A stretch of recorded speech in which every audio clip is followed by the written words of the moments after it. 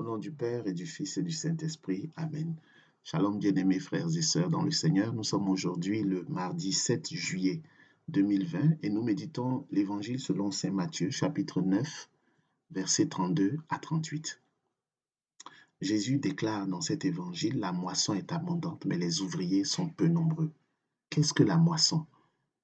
Jésus nous le révèle en Matthieu 13, verset 39. La moisson, c'est la fin du monde.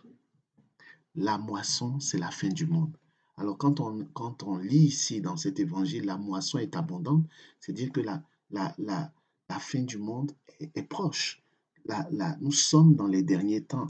Paul nous dit clairement en 1 Timothée 4, versets 1 à 2, mais l'Esprit dit expressément que dans les derniers temps, quelques-uns abandonneront la foi pour s'attacher à des esprits séducteurs et à des doctrines de démons, par l'hypocrisie de faux docteurs portant la marque de la flétrissure dans leur propre conscience.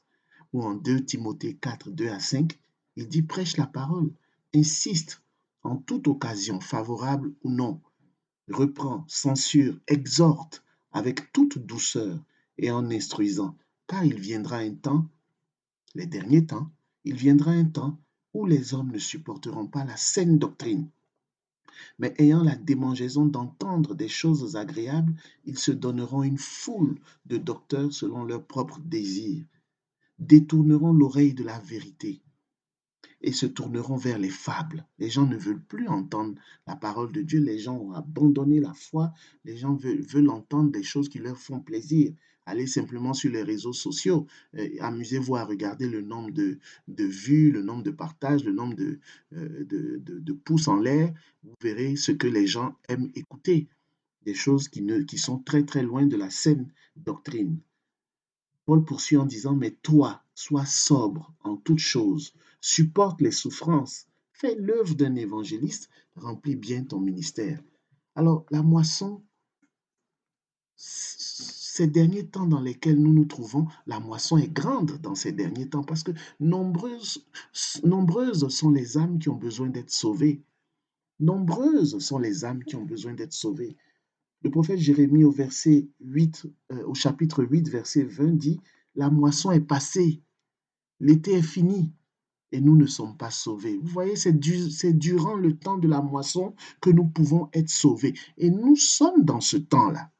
C'est le temps où nous pouvons être sauvés. Jérémie le dit, Jérémie 8, verset 20. Allez lire vous-même. Le livre des Proverbes au chapitre 10, verset 5. Celui qui amasse pendant l'été est un fils prudent. Celui qui dort pendant la moisson est un fils qui fait honte.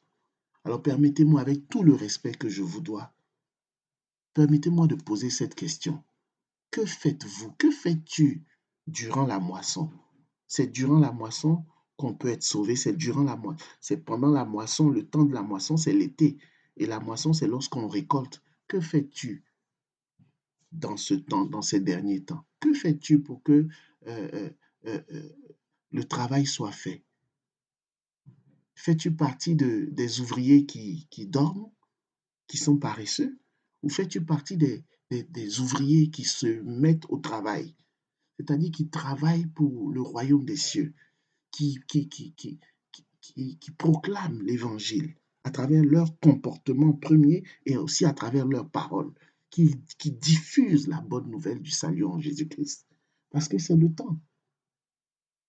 Jérémie a bien dit, la moisson est passée, l'été est fini et nous ne sommes pas sauvés. Si nous ne faisons rien, nous qui sommes chrétiens, baptisés, peu importe la dénomination de notre Église, si nous ne faisons rien, nombreux seront ceux qui ne seront pas sauvés, parce que ce temps ne sera pas éternel. Il y a un temps pour être sauvé. C'est le temps de la moisson. Et nous, en 2020, aujourd'hui, lundi 6 juillet 2020, nous sommes dans le temps de la moisson. Nous sommes dans les derniers temps. Même si les gens ne veulent plus entendre, ils ne veulent plus, ils préfèrent écouter des choses des insanités, des choses qui les rapprochent, qui font plaisir au diable, plutôt que d'écouter la saine doctrine. Oui, les gens abandonnent la foi, les gens ne sont plus intéressés. Mais l'apôtre Paul nous dit, te dit à toi aussi, mais toi, sois sobre en toutes choses, supporte les souffrances, fais l'œuvre d'un évangéliste. Remplis bien ton ministère. Continue ton travail d'annoncer la parole de Dieu, même si on ne t'écoute pas. Les gens se sont moqués de Jésus en son temps. L'évangile du dimanche nous le dit encore. L'évangile de ce lundi 6 juillet, pardon. Les gens se sont moqués, certaines personnes l'ont rejeté. Jésus n'a pas arrêté pour autant son ministère. Il en est de même pour toi et moi.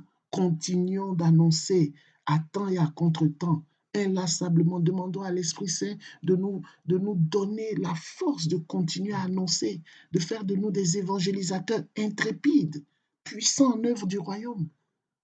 Et nombreux seront ceux qui seront sauvés. Ma prière est que tous soient sauvés. Que la paix du Seigneur soit avec vous au nom du Père et du Fils et du Saint-Esprit. Amen.